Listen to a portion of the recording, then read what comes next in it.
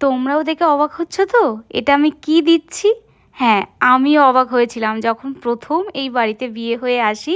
এই নিয়মটা দেখে আমারও একটু অদ্ভুত লেগেছিল, আর মনে মনে হাসিও পাচ্ছিল যে এটা আবার কেমন নিয়ম।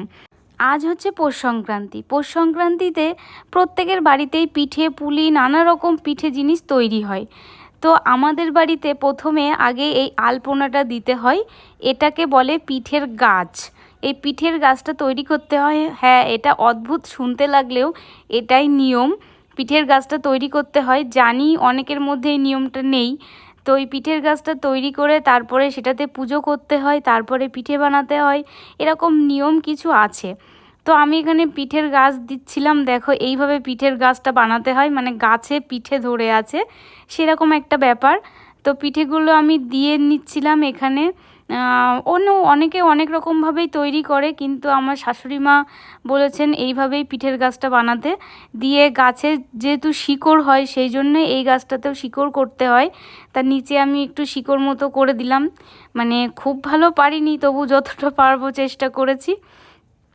তারপরে পিঠে গাছের সাথে সাথে আরও অনেক কিছু বানাতে হয়, যেমন ফুল গাছ, টব, গোয়াল ঘর, হাতা, খুন্তি, মানে সংসারের যাবতীয় জিনিস যেগুলো ব্যবহারিক লাগে সব কিছুই বানাতে হয়। হাঁড়ি, কলসি, বাটি, গেলাস, থালা, বটি, দা, কোদাল সব কিছু আলপনা দিয়ে দিয়ে একে একে তৈরি করতে হয়।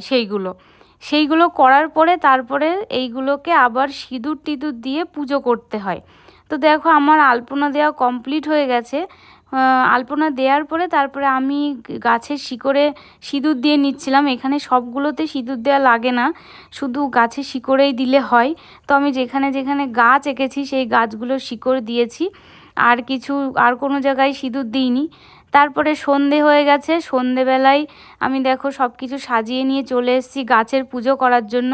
পুজো করতে যে জিনিসগুলো লাগে সেটা হচ্ছে সিদ্ধ চাল, ধান লাগে, আর ছোলার ডাল, মটরের ডাল, আর কিছু ফুল।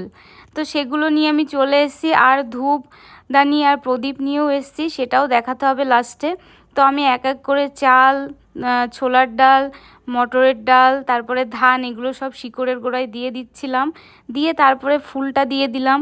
পুরোটা দেওয়ার পরে এবার আমি একটু ধূপটা দেখিয়ে নেব আর প্রদীপটা দেখিয়ে নেব, যেমন পুজো করে আর কি সেই রকমভাবেই পুজো করতে হবে। তো এখানে অরিত্র উলু দিচ্ছিল, কিন্তু সেটা আমি ভয়েসটা মিউট করে দিয়েছি যেহেতু সাইডে অনেক আওয়াজ হচ্ছিল সেই কারণে। তারপরে এই যে শঙ্খ বাজিয়ে আমার পুজো শেষ হবে, শঙ্খ বাজিয়ে প্রণাম করে নেব। তো তোমাদের কার কার এই নিয়মটা আছে অবশ্যই কমেন্ট করে